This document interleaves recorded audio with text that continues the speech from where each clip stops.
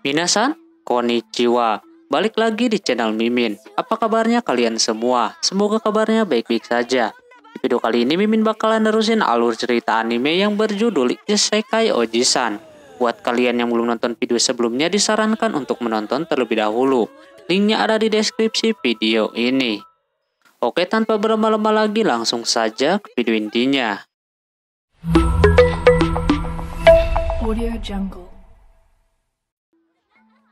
Film dilanjutkan, mereka melihat tayangan si Takafumi yang masih SD. Di sana dia yang lagi baca novel fantasi diganggu dan dituduh juga kalau dia lagi baca buku dewasa, sampai direbut seperti itu.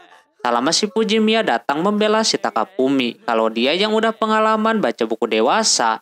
Buku gituan tidak termasuk buku buat orang dewasa. Takafumi melihat si Fujimiya begitu keren, katanya, tapi orangnya sendiri malah jijik seperti itu.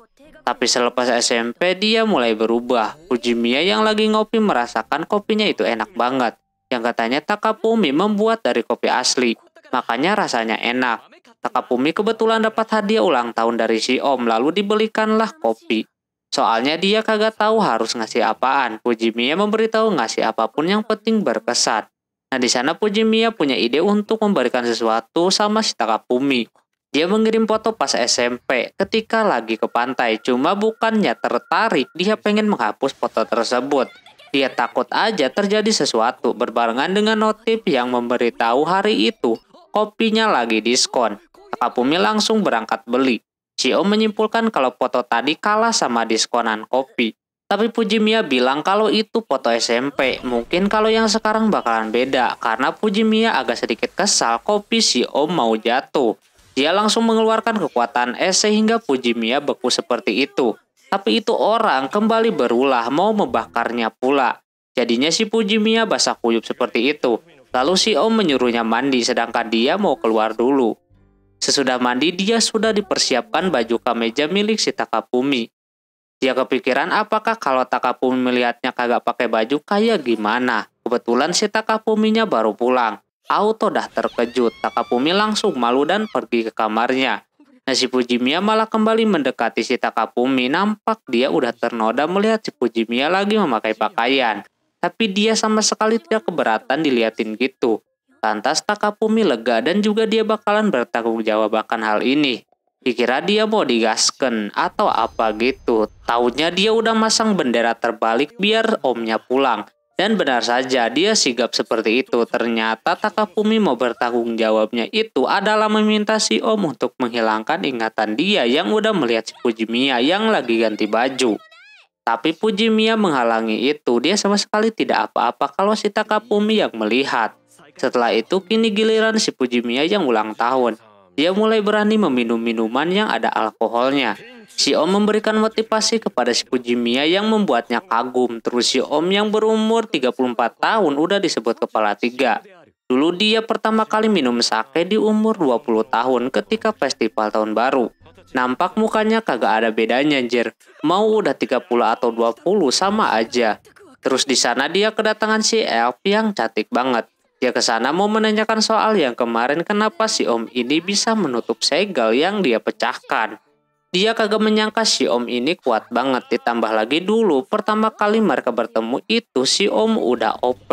Nolongin si Elf ini. Si Om untungnya masih punya hati nuraninya untuk menolong si Elf.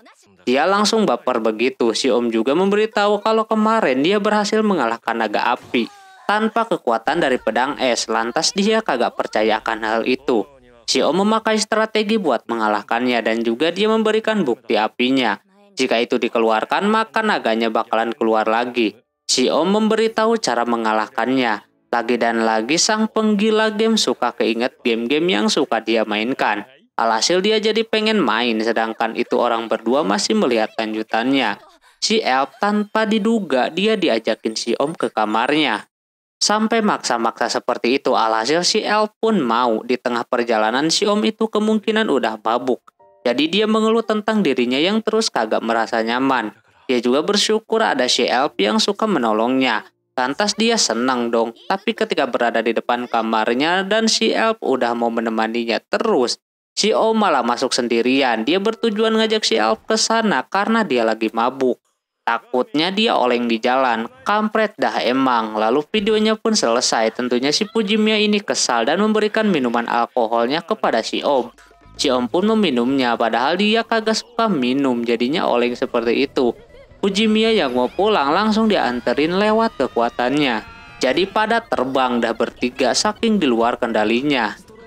Setelah itu si Elf ini yang terlihat tegar ternyata dia semalaman menangis. Terus juga mereka berdua ke dungeon. Dan si Elf kelihatan kena racun seperti itu. Cuma si Om berlebihan banget anjir horor.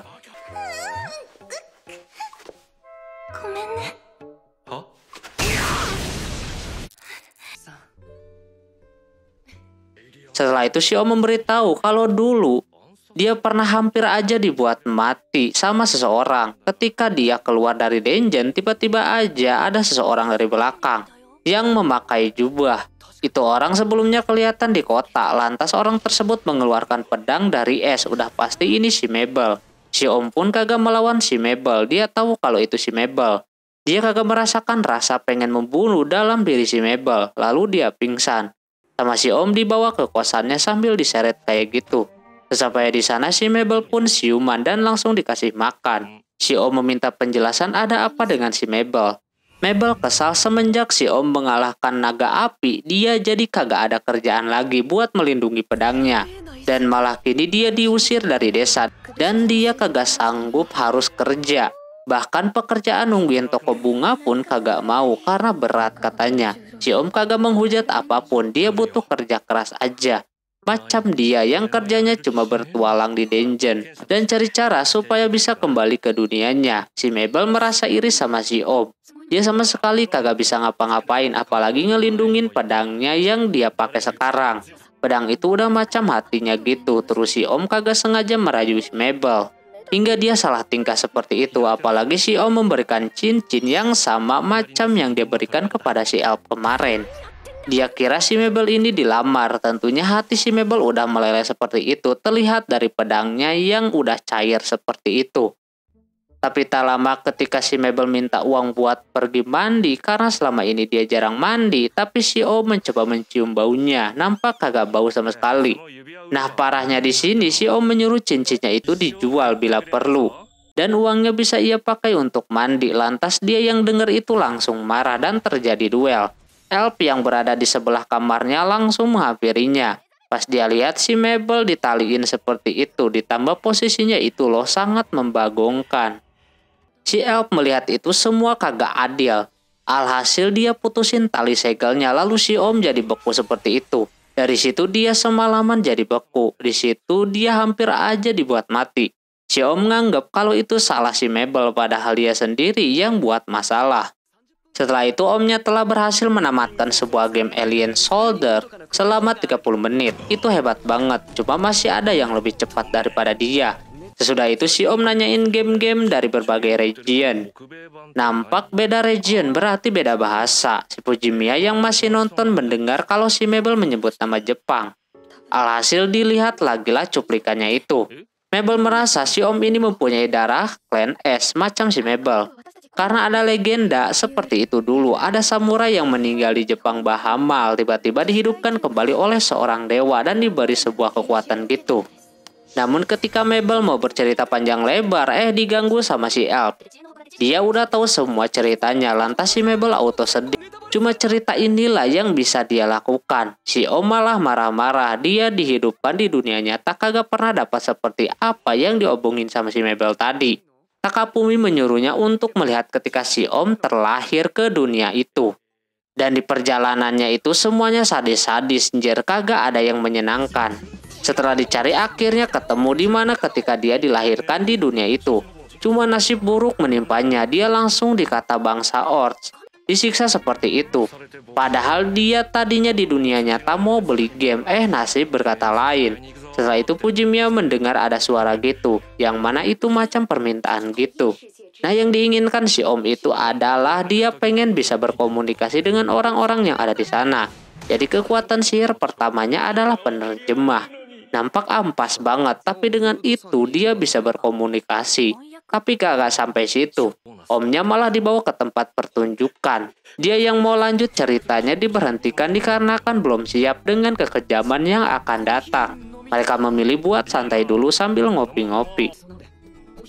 Setelahnya diteruskan lagi, si Om dibawa ke sebuah pertunjukan untuk dijual. Kasihan banget. Udah bonyok seperti itu dijual pula. Apalagi harganya murah banget, cuma 3 perak doang jir. Terus yang menjual sikat kepada si bapak yang kampretnya harganya lebih mahal daripada harga si Om ini. Lantas pada kaget, si Om malah baru tahu kalau dia dihargai segitu. Si Om dan Takapumi mimisan. Baru ingat sama catatannya si Om yang pertama itu adalah harga si Om. Pas diliatin ke si Fujimiya emang betul. Hal yang sebelumnya dilupakan kini mereka ingat kembali. Sesudahnya si Om dibawa ke sebuah sel yang banyak banget hewan-hewan yang terkurung di sana. Lalu si Om pun mempercepat waktunya ke seminggu kemudian. Dia bisa bertahan hidup karena masih dibantu sama atap yang bocor itu. Jadi airnya pada masuk. Di sana dia kagak jelas ngomong sendiri seperti itu, yang makin lama ngomong dia berasa ada yang ngajakin ngobrol sama dia. Dan si Om pun dikasih petunjuk untuk mendekati cahaya yang berada di depannya. Pas dipegang entah kenapa cahayanya menjadi sebuah pedang. Ini udah pas banget dengan apa yang dia minta kepada dewa. Kekuatan penerjemahnya mulai berfungsi. Dia ngobrol sama roh api, angin dan lain-lain tanpa dia sadari sebelumnya. Si Om pun sebelum keluar masih sempat-sempatnya nolongin hewan-hewan yang terkurung. Pas keluar bukannya tambah baik, si Om ini malah diserang sama hewan-hewan tadi. Aduh, sedih amat ya ini Om-Om. Tapi dari situ dia kagak mau nyerah gitu aja. Dia marah dong, udah kayak haus akan darah. Dan melemparkan yang membelinya jauh-jauh.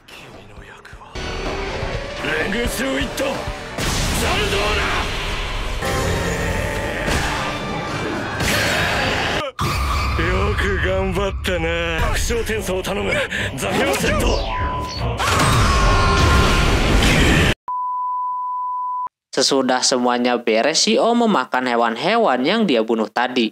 Lalu mendoakan mereka semua, kocak lah. Begitulah yang terjadi. Katanya walaupun banyak rintangan selama 17 tahun, tapi dia memiliki awal yang bagus. Padahal awal-awal aja udah dijual begitu, mana ada bagus-bagusnya. Terus si Fujimiya memutuskan buat pulang mau makan ayam goreng. Tapi mereka berdua masih penasaran apa yang terjadi selanjutnya. Yang katanya kagak ada yang seru kecuali ketika dia membantu si Elf untuk pertama kali. Alhasil karena penasaran, Fujimiya bela-belain kagak pulang demi melihat kisah selanjutnya. Pas dilanjutkan, si Om membantu si Elf mengalahkan naga racun. Cuma dengan satu serangan doang. Fujimiya rugi kagak pilih pulang aja tadi. Dia bisa sekali serang karena menyerang di titik yang sudah si Elf serang. Jadi kemungkinan sekali tembak lagi aja udah kenok. Lalu si Om menghampiri si Elf dan memberikannya jaket. Terlihat dia terbuka seperti itu. Namun si Elf kagak tahu diri, dia malah meledek si Om dan mau membunuhnya. Sampai gemeteran seperti itu, tanpa sadar dia menusukkan pisaunya ke dimensinya. Udah kayak tertusuk. Sontak si Om kaget, si Elf tertusuk. Sampai dibuka jaketnya. Saking penasarannya dibuka pula resletingnya. Yang dia lihat kagak ada tusukan di sana. Dari situ si Elf mulai suka marah-marah sama si Om kalau ketemu. Udah pastilah bakalan seperti itu. Orang kagak sopan jir, main dibuka-buka aja. Fujimiya juga penasaran apa yang terjadi ketika si Om jadi es sama si Mabel. Pas dikasih lihat si Om ditiduri 2 cewek jir. GG sekali lah Om-Om ini. Si Elf ngeles kalau dia kedinginan katanya. Jadi dia pengen lebih, dia pengen dipeluk pula. Si Oma menerima aja saking polosnya. Cuma si Mabel tiba-tiba memeluknya lebih cepat dan ngelindur ngomong sama ibunya kalau dia kagak mau kerja. Lantas sama si Elf dibangunin kalau dia ngigo kagak mau kerja. Si Mabel pun cari-cari alasan. Terus si Om menyuruhnya buat jual aja cincin yang dia kasih biar bisa hidup mandiri. Cuma dia sangat menyayangkan itu. Si Elf akan membantu menjualnya tapi dia kagak mau. Si Om juga menyarankan buat kerjasama dengan si Elf. Soalnya dia punya sisa uang di banknya. Lantas Mabel tertarik dengan itu. Lalu si Om ngajakin mereka berdua makan bareng. Di sana mereka bertiga memperkenalkan diri. Di sana si Om pakai nama samaran yang keren banget. Dia pakai nama samaran karena kagak boleh ngasih tahu ke orang asing. Padahal dia sama si Elf udah lama banget ketemu. Si Elf pun bertujuan selanjutnya bakalan ke kota sebelumnya yang dimana dia menjual cincinnya. Nampak dia berniat pengen membeli cincinnya lagi biar kagak kalah sama si Mabel. Sedangkan si Om pengen ke dungeon terdekat karena ada sesuatu di sana yang mana ada seseorang yang pernah ngalahin monster dan diberi gelar seorang pahlawan. Si Mabel pengen ikut juga, tapi dia harus tidur dulu. Hal itu membuat mereka bertiga kini berpisah dan partiannya bubar begitu saja. Begitulah hari itu, Omnya berniat pengen nganterin si Fujimiya pulang. Fujimiya rugi kagak pulang dari tadi aja. Si Om ngajakin buat makan ramen, dia bakalan traktir. Alhasil mereka berdua pun senang. Nampak ketika dilihat dari tadi si Om ini masuk ke dunia lain itu udah seperti neraka. Cuma berkat kesantuyannya semua bisa diatasi. Ketika makan ramen pun saking santuinya dia makan aja dah. Sampai lupa kalau uangnya kurang dan harus ditambahin pakai uang Fujimiya pula. Aduh. Oke, mungkin segitu dulu untuk video kali ini. Mohon maaf bila ada kesalahan dalam penyebutan nama, tempat, atau yang lainnya. Dan sampai jumpa di video selanjutnya. Jamatane, bye-bye.